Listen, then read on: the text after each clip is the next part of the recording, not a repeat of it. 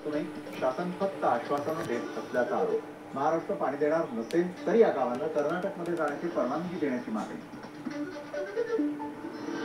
भंडारा जिल्ह्यामधील खराशी इथल्या जिल्हा परिषद डिजिटल पब्लिक स्कूलमध्ये शिक्षकांच्या मागणीसाठी विद्यार्थ्यांचं आंदोलन. पालकांनी लावलं शाळेला कुलूप.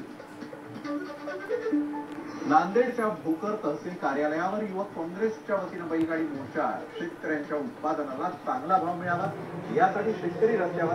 सरकार विरोधात घोषणाबाजी. समृद्धी महामार्गावर पुन्हा एकदा खासगी ट्रॅव्हल्स बसचा अपघात. ट्रक समोर नीलगाय आडवी आल्यानं ट्रक चालकानं अचानक ब्रेक मारला. यावेळी मागून आलेली भरधाव बस ट्रकला धडकली. अपघातात 16 ते 17 जण जखमी. नागपूर जवळील उमरेडक करंडा अभयारण्यामध्ये नवीन वाघाचा प्रवेश. या वाघाला पाहण्यासाठी पर्यटकांची मोठी गर्दी. वन विभागाकडून अद्याप वाघाच्या नावाची घोषणा नाही.